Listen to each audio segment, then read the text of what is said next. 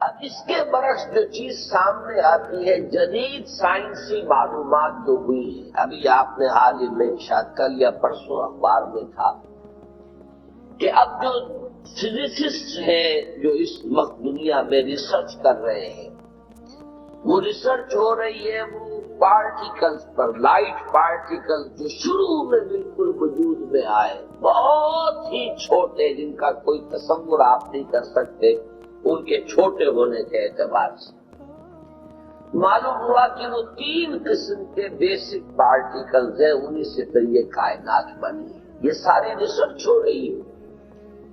اسی طرح Nobel price جو ملا تھا عبدالسلام کو، یہ جو سائنسدان ہے قادیانی، اور انہیں نصف حصہ ملا تھا ایک اور دوسرے شخص کے ساتھ نوبل پرائز میں، تو وہ بھی آپ کو یاد ہوگا، اخبارات میں پڑھا ہوگا کہ وہ بھی ریسرچ تھی اس بات پر کہ اس کائنات کے اندر بیسک فورسز کون کون سی، ایک فورس آف گریویٹی ہے، ایک میگنیٹک فورس ہے، ایک الیکٹرانک فورس ہے، وغیرہ وغیرہ۔ اور ہو یہ رہا ہے کہ اب یہ چیزیں جیسے جیسے تحقیق آگے بڑھ رہی ہے، ان کی تعداد کم ہو رہی ہے، گویا کثرت سے وحدت کی طرف انسان جا رہا ہے، اور انسان یہاں تک جا رہا ہے کہ پوری کائنات اپنی پوری ڈائیورسٹی، اپنے پورے تنوع کے ساتھ، اس کا نقطہ آغاز جو ہے وہ بالکل ایک یا 2 یا 3 چیزیں ہیں بڑی حقیر سی، وہاں سے اس کائنات کا انتقال۔ تو جو theories of the creation of universe ہے کہ یہ کائنات کیسے وجود میں آئی، کریشن کیسے ہوئی، کن سٹیج میں سے یہ کائنات ہوئی، قرآن کہتا ہے کہ ایک لفظ کن ہے جس سے کہ اس کائنات کی تخلیق۔ اللہ تعالیٰ کے اس ایک حرف کن نے سب سے پہلی شکل جو اختیار کی ہے وہ وہی پارٹیکلز ہیں، نور کے سب سے چھوٹے چھوٹے پارٹیکلز۔ یہ خنک نور کا دور ہے جس میں کہ حرارت نہیں تھی، گرمی نہیں تھی، ٹھنڈی روشنی، ایک بسیط نور تھا کہ جو اس حرف کن کے ذریعے سے وجود میں آیا۔ یہ جو دور ہے خنک نور کا، ذہن میں رکھیے، اس میں ابھی حرارت نہیں ہے، اس میں گرمی نہیں ہے، جو بھی ہے اندر پوشیدہ ہے اس کے، جو بات کا مرحلہ آئے گا جب میں کروں گا۔ اس خنک نور کے دور ہی میں 2 چیزیں اللہ نے اس سے پیدا کی، جو صاحب شعور اور صاحب تشخص۔ ایک ارواح انسانیہ، وہ بھی نورانی ہے، اس نور سے بنی۔ دوسرے ملائکہ، وہ بھی نورانی ہے اور اس نور سے بنی۔ سب سے پہلے اللہ نے حضور صلی اللہ علیہ وسلم کی روح کو پیدا کیا، کیونکہ ابتدائی مرحلہ یہی ہے۔ یہ خلق نور کا دور ہے، جبکہ ابھی نہ کوئی ناری کرے تھے، نہ کہیں کسی طرح کی خاک وغیرہ کا کوئی مسئلہ تھا۔ اس کائنات میں اللہ تعالیٰ کے حرف کن نے ایک خلق روشنی کی شکل اختیار کی، اس سے پیدا کی گئی ارواح انسانی، انہی میں ایک روح محمدی ہے صلی اللہ علیہ وسلم۔ تو اگر سب سے پہلے اللہ نے اسی کو بنایا ہو تو اس میں کوئی حرج واقع نہیں ہوتا، وہ بھی مخلوق ہے، وہ بھی اللہ کے بنانے سے وجود میں آئی ہے، صرف ایک تقدم زمانی اس سے حاصل ہے کہ سب سے پہلے اللہ نے نبی اکرم صلی اللہ علیہ وسلم کی اس روح مبارک کو اس نور سے پیدا کیا، لیکن اسی نور سے تمام انسانوں کی ارواح پیدا کی گئی، اور انہی سے وہ عہد لیا گیا تھا لست بربکم قالوا بلی، اور اسی نور سے ملائکہ پیدا کیے گئے۔ خنک نور میں بڑے بڑے ایکسپلوژن ہوئے اور ناری کرے وجود۔ یہ ذہن میں رکھیے کہ ایک شے ہے، اس کے اندر کوئی حرارت مخفی ہے، ظاہر نہیں ہو رہی۔ ایٹمز ہے، ایٹم کے اندر بہت بڑی انرجی ہے، ظاہر نہیں ہو رہی۔ اس خنک نور کے اندر بھی وہ انرجی موجود تھی، لیکن انسولیٹڈ تھی، اس کا ظہور نہیں تھا۔ لیکن جب ایکسپلوژن ہوئے ہیں تو پھر یہ کہ بڑے بڑے ناری کرے، یہی ناری کرے ہیں جن کو ہم سورج کہتے ہیں.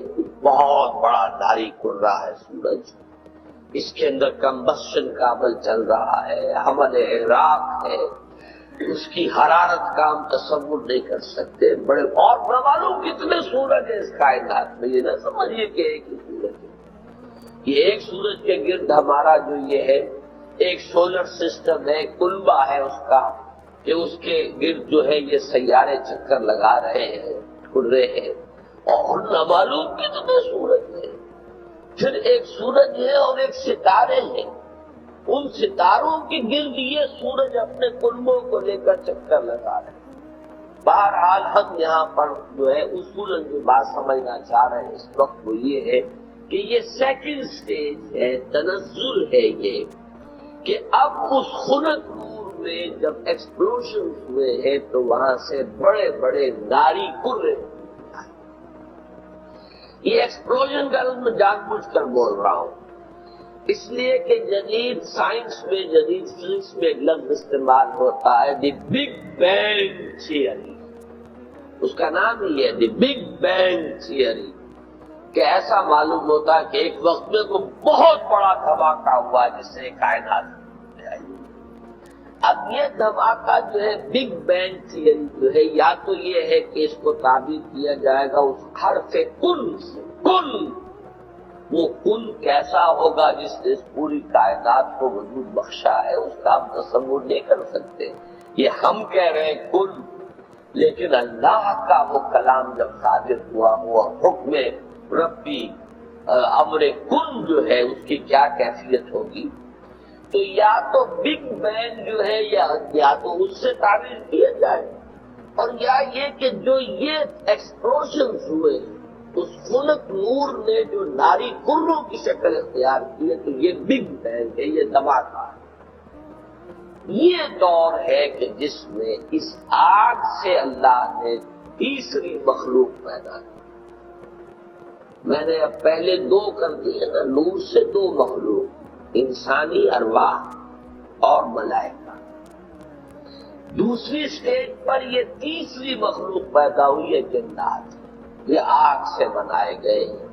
قرآن بار بار کہتا ہے وَالْجَانَّ خَلَقْنَاهُ مِنْ قَبْلُ مِنْ نَارِ السَّمُومِ. قرآن مجید میں سورہ رحمان میں بھی ہے، اللہ تعالیٰ نے انسان کو پیدا کیا ہے مٹی سے، لیکن یہ کہ انسان کو بنایا ہے آگ کی لپٹ سے. بار بار آیا ہے یہ مضمون تو قرآن مجید میں. اور جنوں کا معاملہ جو ہے، اور یہ کہ سورہ ہجر میں فرمایا گیا وَالْجَانَّ خَلَقْنَاهُ مِنْ قَبْلُ، یہ پہلے پیدا ہوئے انسان. لہذا یہ دوسری سٹیج ہے جس میں کہ جنات کی تخلیق ہوئی ہے اس آگ کی لپٹ سے.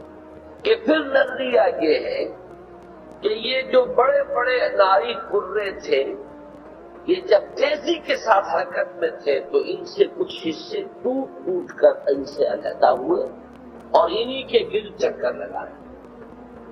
یہ ہے در حقیقت ان سورج کے گرد جو یہ سیارے وجود میں آئے، یہ کرے.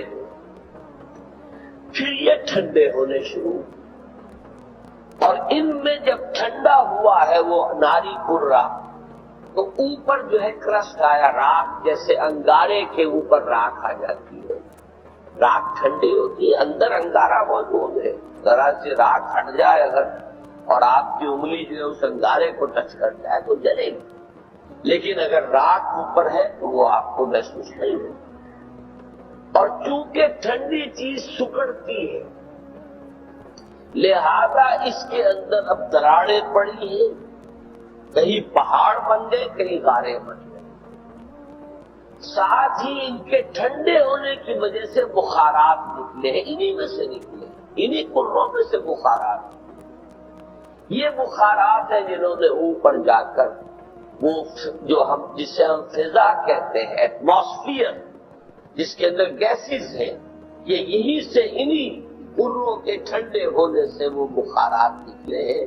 جیسے کہ آپ اگر پانی ڈالتے ہیں آگ کے اوپر تو وہ ایک بھاپ بن کے اڑتی ہے، تو خیر یہ تو پانی آپ نے ڈالا ہے، لیکن یہ کہ فضائی وہ جو قرے تھے آگ کے وہ خود ٹھنڈے ہوئے ہیں، تو ان میں سے بخارات نکلے ہیں، ان میں سے جو گیسز خارج ہوئی ہیں انہوں نے ایٹماسفیئر بنایا ہے۔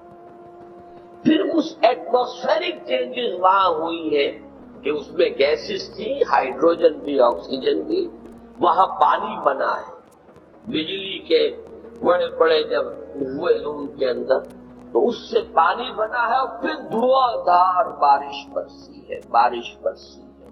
اب جو ہمارے ہاں یہ جو اعداد آتے ہیں، لاکھوں برس تک بارش ہی برستی رہی، نتیجہ یہ ہوا کہ جو جگہ نشے بھی تھی ان میں پانی بھر گیا، سمندر وجود میں آ گیا۔